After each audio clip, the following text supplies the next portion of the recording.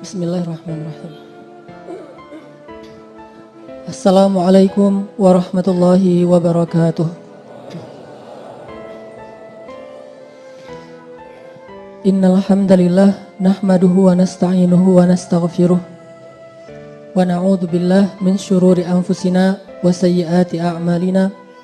May yahdihillahu fala mudilla lahu wa may yudlil fala hadiyalah.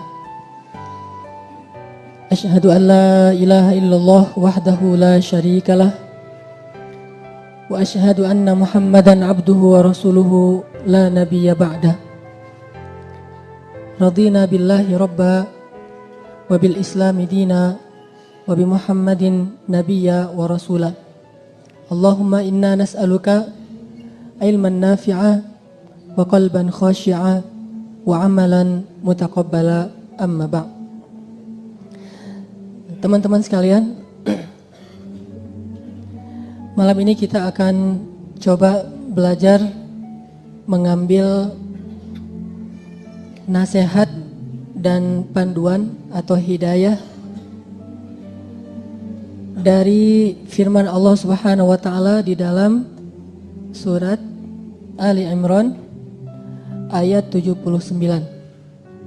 Jadi bagi yang membawa mushaf atau membawa HP yang ada Quran digital, silakan membuka mushaf surat Ali Imran ayat 79.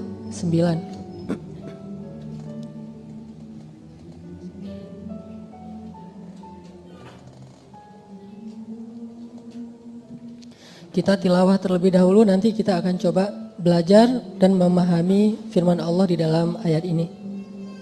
Silakan dibuka surat Ali Imran surat ketiga ayat 79.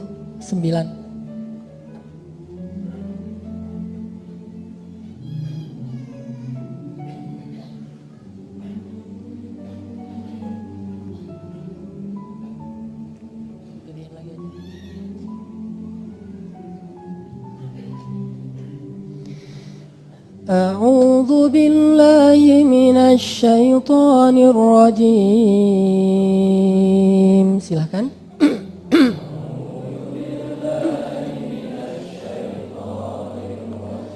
Bismillahirrahmanirrahim.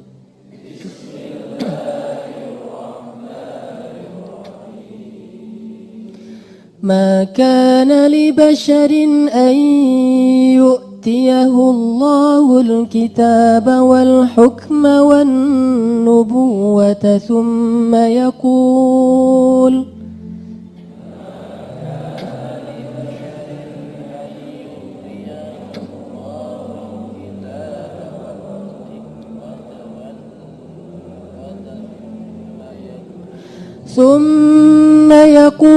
للناس كونوا عبادا لي من دون الله ولكن كونوا ربانيين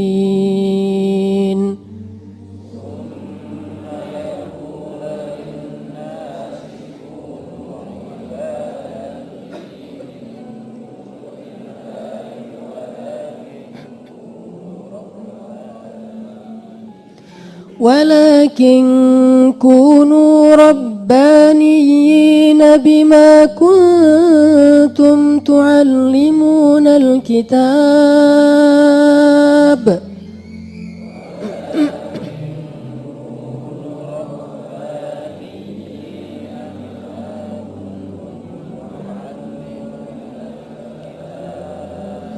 بما كنتم تعلمون الكتاب وبما كنتم تدرسون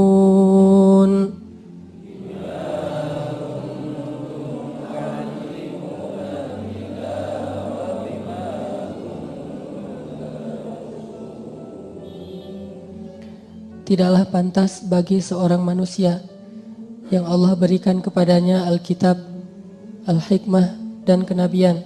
Kemudian dia berkata kepada manusia, hendaklah kalian menjadi hamba-hambaku bukan hamba-hamba Allah. Akan tetapi hendaknya ia berkata, hendaklah kalian menjadi manusia-manusia Rabbani, karena kalian selalu mengajarkan Alkitab dan karena kalian senantiasa mempelajarinya. Sadaqallahul azim. Teman-teman sekalian,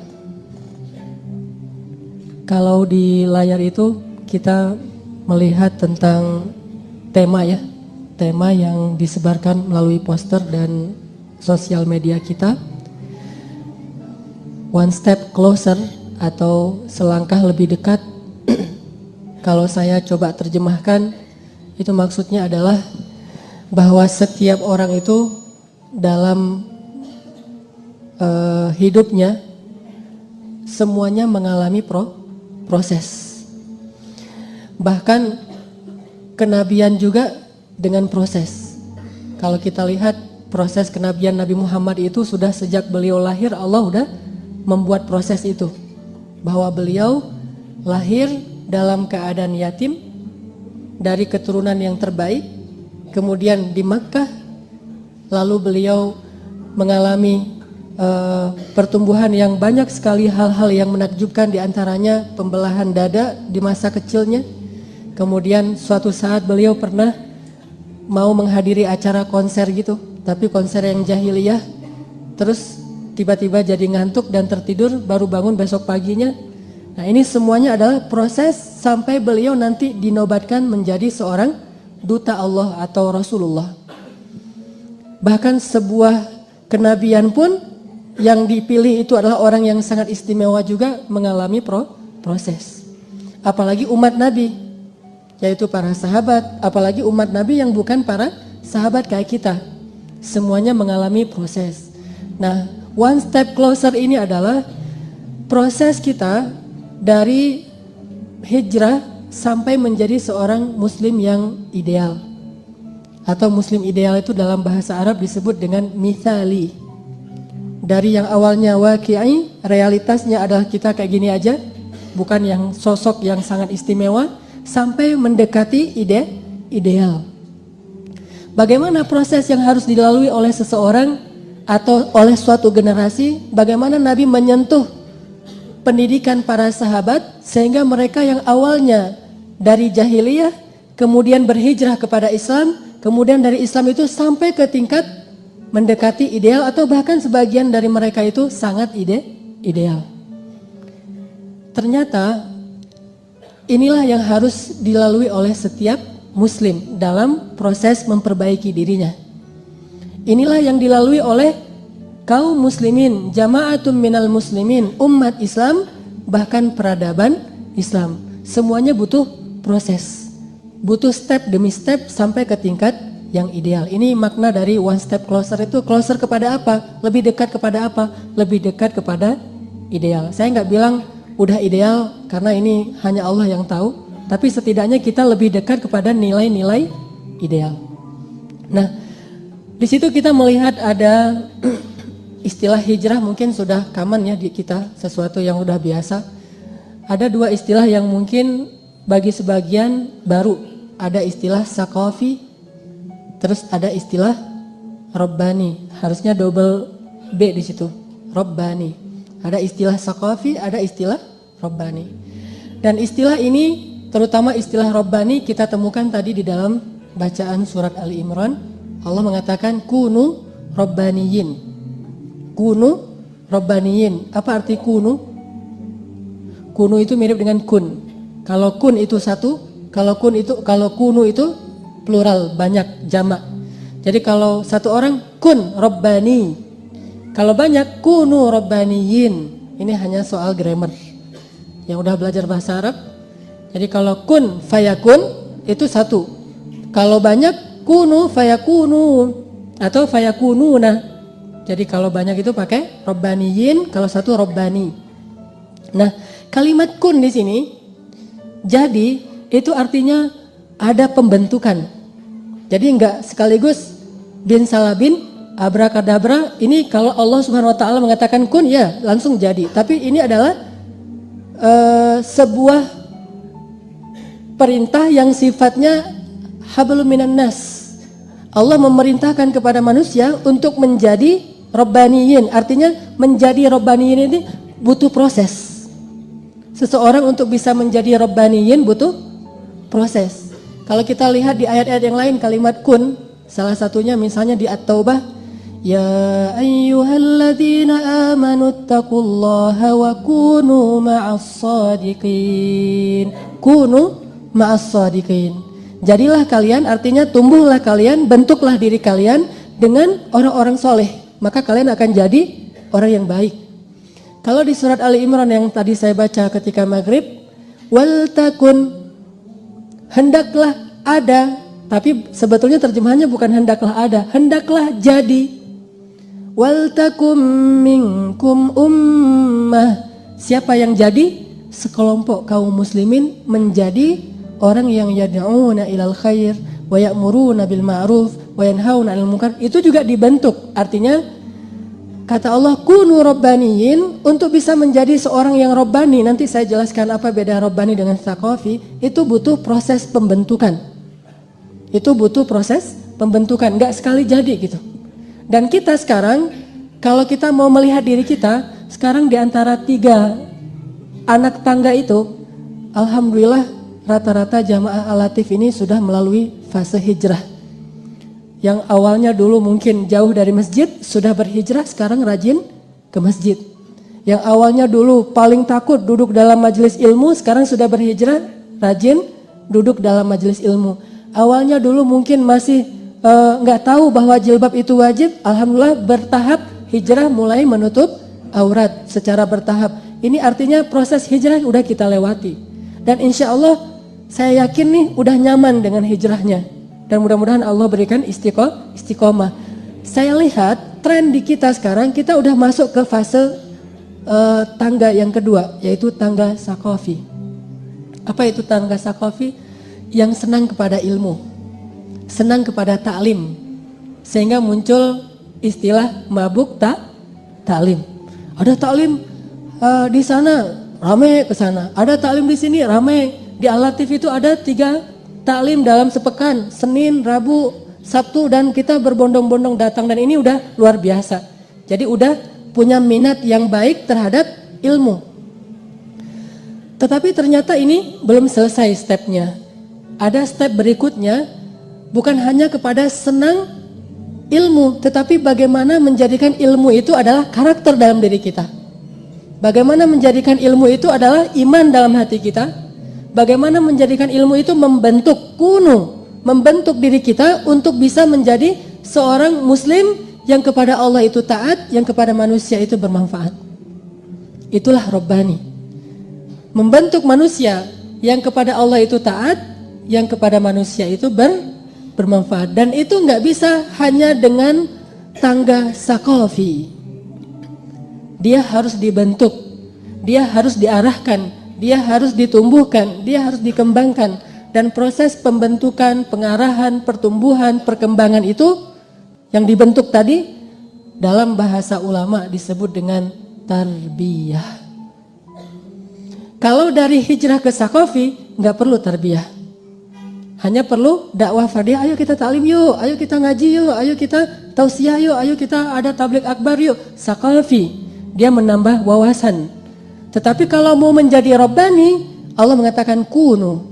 Jadilah, arti jadilah di situ kata para ulama tafsir, bentuklah diri kalian agar bisa menjadi seorang yang Rabbaniyin. Bima kuntum tu'allimun atau wabima kuntum tadrusun. Jadi dibentuk oleh tarbiyah. Sekarang saya pengen ngebedain dulu nih. Apa bedanya Rabbani dengan tsaqafi?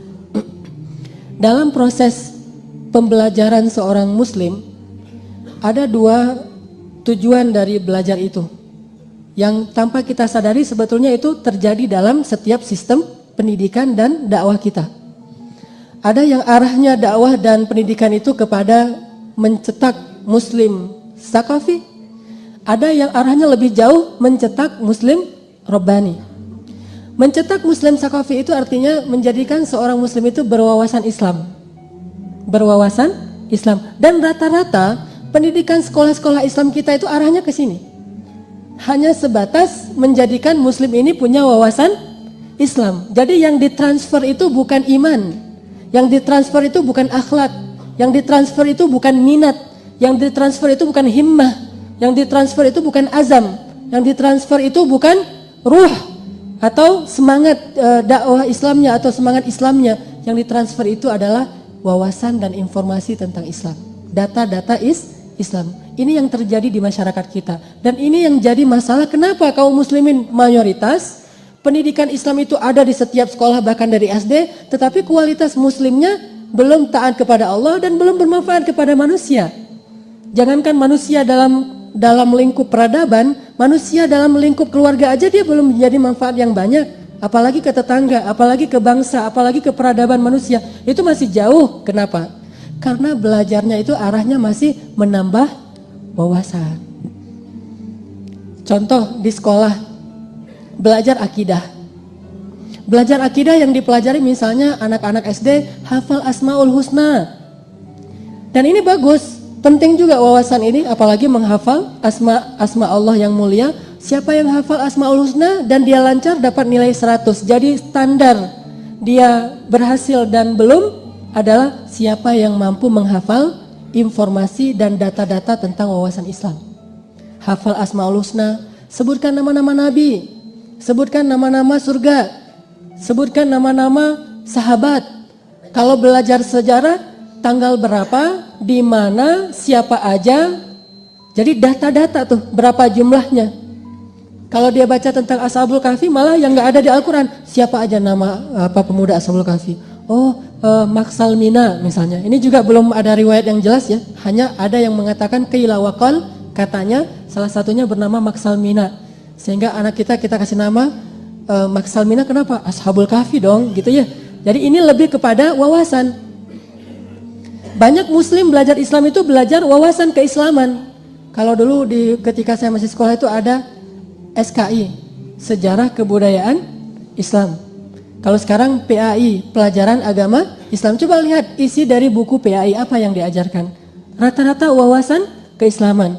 Dan kalau di taklim, kalau di masjid-masjid belajar akidah. Belajar akidah itu berarti belajar rububiyah, uluhiyah, asma, sifat.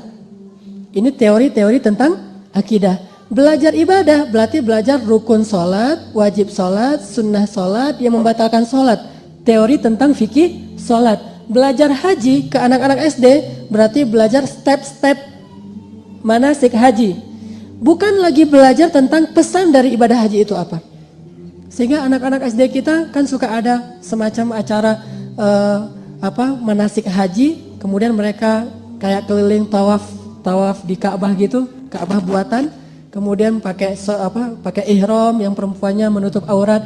Ini adalah memperkenalkan fikih haji, bukan mengajarkan pesan dari haji. Memperkenalkan fikih haji. Kalau sholat memperkenalkan fikih sholat, bukan pesan dari sholat. Bahwa pesan salah satu dari sholat itu adalah khusyuk kepada Allah dan tanha al-fahsya'i wal munkar kepada manusia. Itu pesan dari sholat. Ini jarang diajarkan. Sehingga kita terjebak menjadi generasi yang senang dengan wawasan Islam, lalu kecenderungannya karena dia punya wawasan, kecenderungannya adalah diskusi, debat, orasi, penghakiman.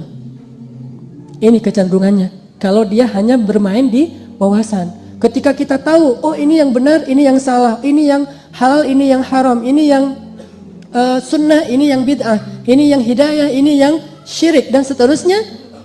Akhirnya kita jadi hakim dadakan. Wah, terus memvonis, menghakimi yang lain. Kenapa? Karena itu salah satu sensasi dalam sakafi.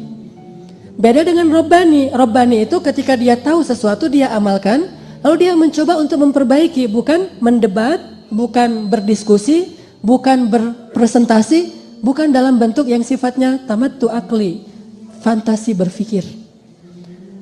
Mungkin kalau generasi sakafi yang ke kiri-kirian, sebutlah ke kiri-kirian itu generasi. Jadi di tangga sakafi itu kalau yang ke kiri-kirian itu sekuler liberal.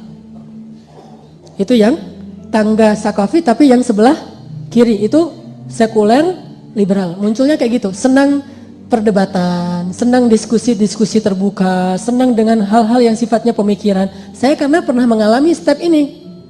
Saya nggak ngomong hanya dengan membaca, tapi saya sebagai yang juga pernah muda dan alhamdulillah masih muda nih. pernah naik ke tangga Saqafi tapi agak ngiri gitu. Ngiri? Ke kiri gitu, bukan iri ya. Sempat ke kiri tapi nggak lama karena saya setelah beberapa lama di kiri itu merasa garing, gersang, kok nggak ada yang nyaman di hati saya, akhirnya balik arah. Tidak lama di situ. Tapi sempat mikir bahwa Al-Quran itu produk budaya, kan keren tuh ngomong gitu-gitu tuh. Al-Quran produk budaya. Udah gitu Islam itu adalah kekayaan budaya lokalnya Arab. Gitu-gitu deh, pemikiran-pemikiran kayak gitu. Terus saya dulu karena ngambilnya jurusan tafsir, saya sempat belajar versi yang ke kiri ini, namanya hermeneutika. Studi kritik Al-Quran yang dulunya dipakai untuk mengkritik Injil. Sekarang dipaksain untuk dipakai mengkritik Al-Quran. Kalau mau kayak gitu-gitu sekarang, masih punya nih bahan-bahannya, tapi udah enggak, udah males lah gitu-gitu. Perdebatan, diskusi panjang, adu-adu argumen lewat artikel, kirim-kiriman kolom ke surat kabar dan segala macam. Saya pemret. Di Mesir saya pernah jadi pemret. Kenapa saya buat buletin, buat majalah? Karena saya ingin mendebat orang-orang yang berpikirnya kanan. Saya buatlah buletin kiri. Saya jadi pemretnya. Saya tahu apa rubrik-rubrik yang harus diisi yang bagus. Sampai ternyata yang kanan itu yang buat rubrik di sana adalah calon istri saya.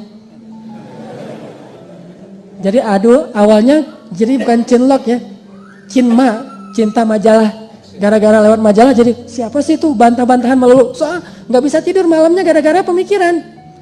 Jadi bukan nggak bisa tidur gara-gara iman, takut kepada Allah, kemudian sholat tahajud, nggak. Makanya saya bilang garing. Kalau yang sebelah kiri. Tapi asik bagi anak-anak muda yang mungkin baru-baru puber pemikiran, itu asik tuh. Terutama ya bagi kita nyebutnya puber pemikiran, itu asik banget. Ada sensasi di situ. Ada kayak drugs pemikiran. Bisa bantah orang, terus orang semuanya harus logis gitu. Tapi di hati nggak berasa apapun. Saya pernah mengalami masa itu, masa ketika agak-agak liberal dan sekuler, dan kemudian alhamdulillah akhirnya Allah selamatkan, bisa balik arah, dan istri saya juga menjadi salah satu asbab hidayah. Akhirnya mulai nggak tahu nih udah lurus apa enggak nih, cuma ya pengen lurus gitu aja. Artinya Saqafi adalah belajar Islam yang hanya untuk nambah wawasan. Kalau di kiri tadi polanya adalah ke sekuler, liberal, atau orang-orang yang menyebut dirinya sebagai Islam liberal, walaupun sebetulnya dalam Islam tidak ada liberalnya.